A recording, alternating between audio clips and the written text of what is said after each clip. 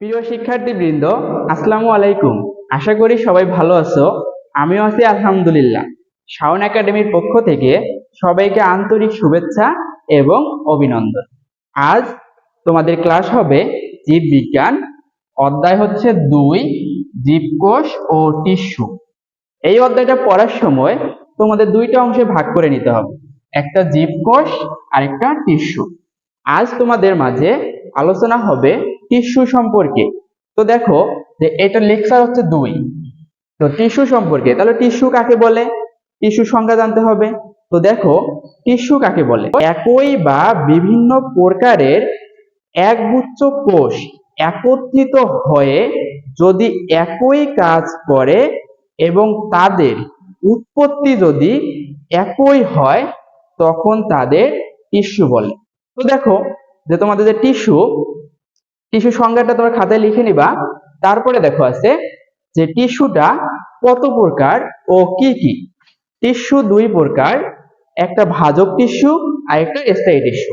ভাজক টিস্যুটা বিভাজিত হবে আর স্থায়ী টিস্যু বিভাজন ক্ষমতা বন্ধ হয়ে গিয়ে স্থায়ী হয়ে যাবে।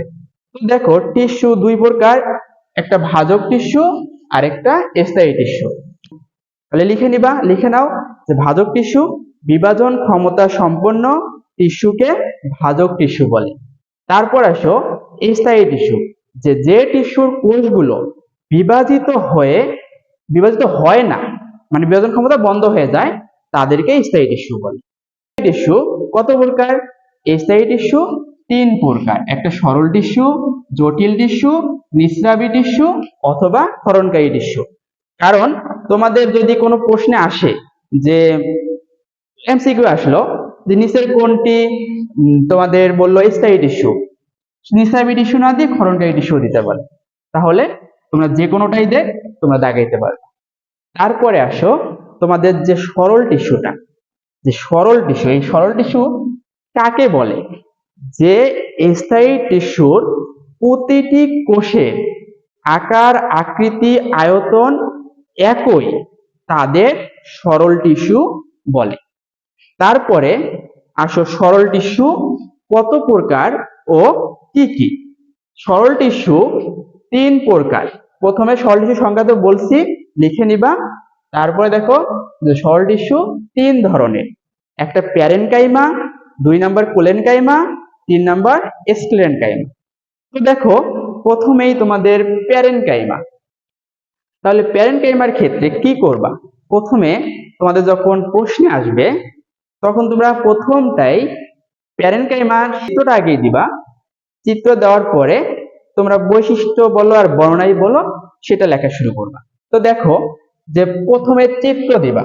তো দেখো চিত্রর ক্ষেত্রে তোমাদের এই যে এটা আছে, এই প্রাচীরটা আছে, এই প্রাচীরটা থাকবে পাতলা কোষ প্রাচীর। প্যারেনকাইমার কোষ প্রাচীরটা পাতলা এবং এটা সরল টিস্যুর অংশ। তারপরে দেখো এই যে প্রাচীর, এর মাঝে কি আছে? নিউক্লিয়াস আছে। এর কেন্দ্রে যেটা থাকবে সেটা নিউক্লিয়াস, আর নিউক্লিয়াসকে কেন্দ্র করে দেখো ঘুরতেছে কিছু দানা দানা ছোট ছোট, এগুলোর নাম সাইটোপ্লাজম। এটার নাম সাইটোপ্লাজম।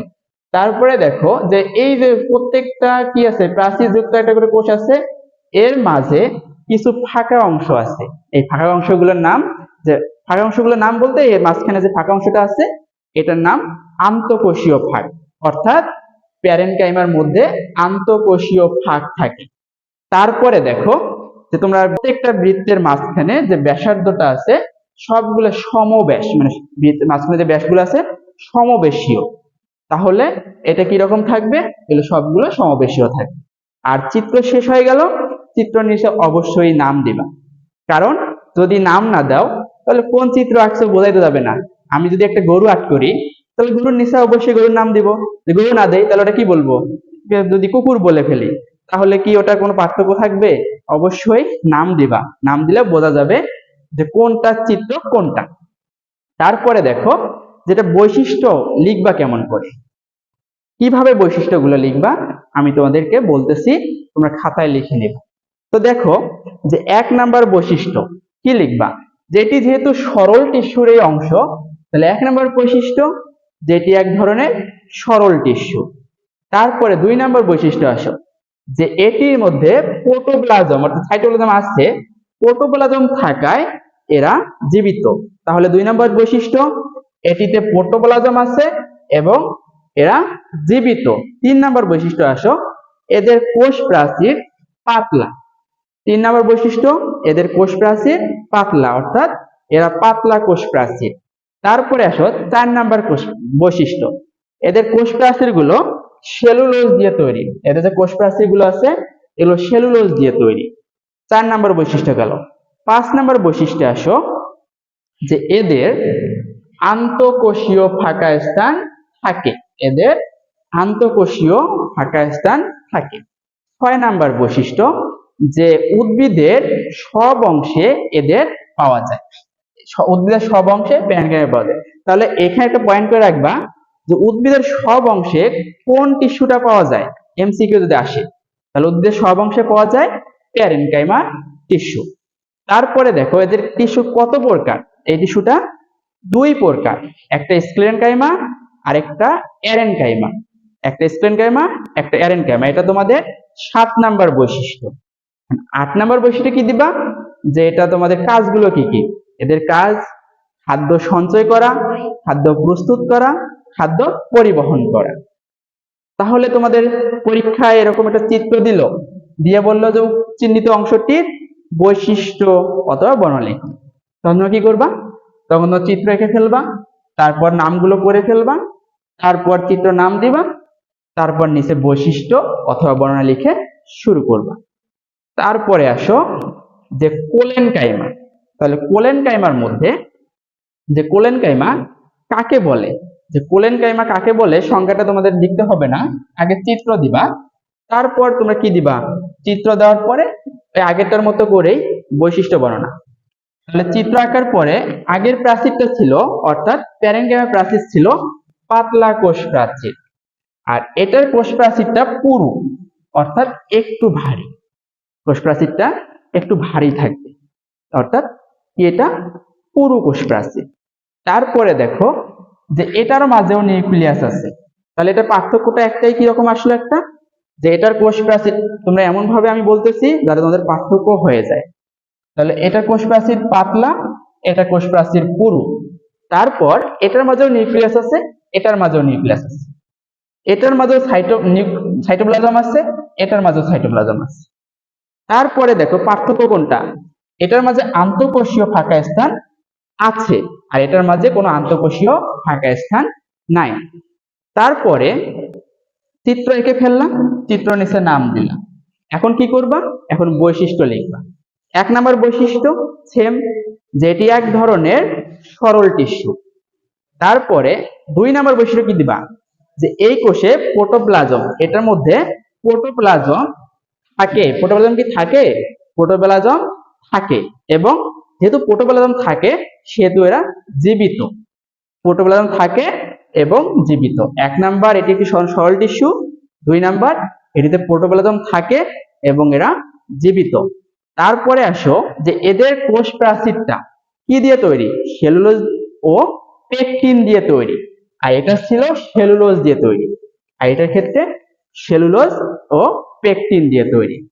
তারপরে দেখো এটার মাঝে কিন্তু ব্যাসগুলো সমবেশীয় ছিল, আর এটার মাঝে ব্যাসগুলো সমবেশীয় না। তাহলে এটি সমবেশীয় নয় এবং পুরু কোষ প্রাচীর, এটি সমবেশীয় নয় এবং পুরু কোষ প্রাচীর। স্ক্লেরেনকাইমার ক্ষেত্রে তোমাদের আগে চিত্র এঁকে ফেলবা, তোমাদের এটার চিত্র নামকরণ গুলো নাই তো এজন্য নামকরণ দেওয়া লাগবে না, এমনিতে তোমরা এমনি চিত্রটা এঁকে ফেলবা, এঁকে ফেলার পরে বৈশিষ্ট্য বর্ণনা লেখা শুরু করবা। চিত্র আঁকলা এভাবে, কিভাবে আঁকবা, একটা করে বেনজিন, কেমিস্ট্রিতে পড়ো নাই বেনজিন, ওরকম বেনজিন একটা করে আঁকবা, বেনজিনের মতো করে ডাবল বন্ড দিয়ে ফেলবা এরকম করে। চিত্র স্ক্লেরেনকাইমা, এটারও প্রথম বৈশিষ্ট্য সেম, যেটি এক ধরনের সরল টিস্যু, এটি এক ধরনের সরল টিস্যু। তারপরে দেখো সরি, আমি তোমার এটার মধ্যে 3টা বৈশিষ্ট্য বলে গেছি, আরো বৈশিষ্ট্য আছে। তো দেখো তারপরে আসো 4টা বৈশিষ্ট্য বলছি। 5 নম্বর বৈশিষ্ট্য দেখো, যে এটির মধ্যে আন্তঃকোষীয় ফাঁকা স্থান থাকতেও পারে নাও থাকতে পারে। এটির মধ্যে আন্তঃকোষীয় ফাঁকা স্থান থাকতেও পারে নাও থাকতে পারে। তারপরে আসো 6 নম্বরে, এদের উদ্ভিদের সব অংশে পাওয়া যায় না। এটার মধ্যে আন্তঃকোষীয় ফাঁকা স্থান থাকে, ফাঁকা থাকতেও পারে, নাও থাকতে পারে, দেখো নাই। তারপর এটা উদ্ভিদের সব অংশে পাওয়া যায়, এটা উদ্ভিদের সব অংশে পাওয়া যায় না। তাহলে এটা একটা এমসিকিউ পেয়ে গেলাম। তারপরে আসো যে এটা উদ্ভিদের কোথায় তাহলে পাওয়া যায়, যেহেতু উদ্ভিদের সব অংশে পাওয়া যায় না, তাহলে প্রশ্ন না যে কোথায় পাওয়া যেতে পারে। এটা উদ্ভিদের সব অংশে পাওয়া যায় না, এদের উদ্ভিদের পাতা, শিরা, বোটা, নমনীয় কাণ্ড, অর্থাৎ যে একটা কাণ্ড বের হলো, ওই কাণ্ডটার মধ্যে যে নরম যে প্রথম কাণ্ড বের হলো, এরকম কাণ্ডে এই কোলেনকাইমাটা পাওয়া যায়। তারপরে দেখো যে 7 নাম্বার বৈশিষ্ট্য লিখবা, এটি এক বিশেষ ধরনের প্যারেনকাইমা। তারপরে আসো 8 নাম্বার বৈশিষ্ট্যের ক্ষেত্রে। 8 নাম্বারের মধ্যে কাজ লিখতে হবে শেষে। দেখো এইটারও 8টা বৈশিষ্ট্য, এটারও 8টা বৈশিষ্ট্য। তোমাদের বৈশিষ্ট্যগুলো লেখা আছে একটার পর একটা। তোমাদের আমার ফেসবুক পেজে দেওয়া আছে, দেখো আমার ফেসবুক পেজটা শাওন একাডেমি, ওই ফেসবুক পেজে তোমরা পেয়ে যাবা, নোটগুলো ওখান থেকে কালেক্ট করবা। প্রত্যেকটা পয়েন্টের সাথে প্রত্যেকটা পয়েন্টে দেওয়া আছে, তোমরা ওখান থেকে কালেক্ট করে নিও। দেখো তারপরে তোমাদের পয়েন্টগুলো হয়ে গেল, তারপর চিত্র নাম দিলাম, শেষ। তোমাদের এটার বর্ণনা শেষ, কিন্তু কাজটা বাকি আছে। কাজটা কি লিখবা, যে কাজ হচ্ছে এরা দৃঢ়তা প্রদান করে এবং খাদ্য প্রস্তুত করে। এরা উদ্ভিদের দৃঢ়তা প্রদান করতেছে এবং খাদ্য প্রস্তুত করতেছে। আমি লিডার এখানে, অর্থাৎ সে খাদ্য প্রস্তুত করে। তারপরে দেখো কি আছে, স্ক্লেরেনকাইমা, এটা তো একটু আগে বললাম যেহেতু, তাহলে আর ওইটুকু বলতে হবে না, তোমরা চিত্র এঁকে ফেললা। তারপরে কি করবা, বৈশিষ্ট্য লিখবা। 1 নাম্বার বৈশিষ্ট্য সেম, এটি এক ধরনের সরল টিস্যু।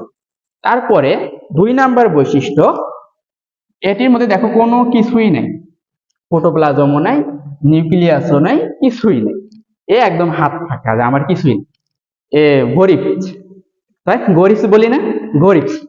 তো দেখো যে কি নাই, প্রোটোপ্লাজম থাকে না, এবং এদের যেহেতু প্রোটোপ্লাজম থাকে না, ফলে কোষগুলো কি হয়, মৃত হয়। আমি আগেই বলছি যে প্রোটোপ্লাজম থাকে কারণ এটাও জীবিত, এটাও জীবিত। এটা প্রোটোপ্লাজম থাকে না, তাহলে এটা মৃত।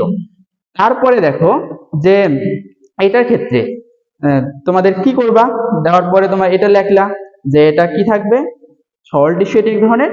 তারপরে আসো যে এটি সরল টিস্যু, এটার মধ্যে কি থাকে না, প্রোটোপ্লাজম থাকে না এবং এরা মৃত। তারপরে এদের কোষগুলো 3 নাম্বার বৈশিষ্ট্য, 3 নাম্বার বৈশিষ্ট্য, এদের কোষ প্রাচীরটা লিগনিন দ্বারা তৈরি। এদের কোষ প্রাচীর লিগনিন দ্বারা তৈরি। তারপরে এদের কোষগুলো 4 নাম্বার বৈশিষ্ট্য, এদের কোষগুলো অধিক পুরু। এটা হালকা পুরু ছিল, এটা অধিক পুরু।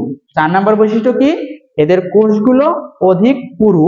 যেহেতু পুরু, আমি যদি মোটা হলে আবার শক্তিশালী হওয়া যায় না, তবে গাছের বাকলগুলো, কোষগুলো দেখবা যদি মোটা হয় একটু শক্তিশালী হয়। তাহলে যেহেতু এর কোষগুলো পুরু, এর যে প্রাচীরটা আছে পুরু, সেহেতু এটা শক্ত।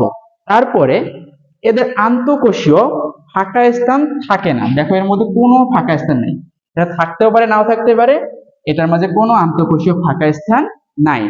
তারপরে তোমাদের 6 নাম্বার বৈশিষ্ট্য আসো, যেটা কোথায় পাওয়া যায়, উদ্ভিদের কর্টেক্স এবং ফল ও বীজত্বকে পাওয়া যায়।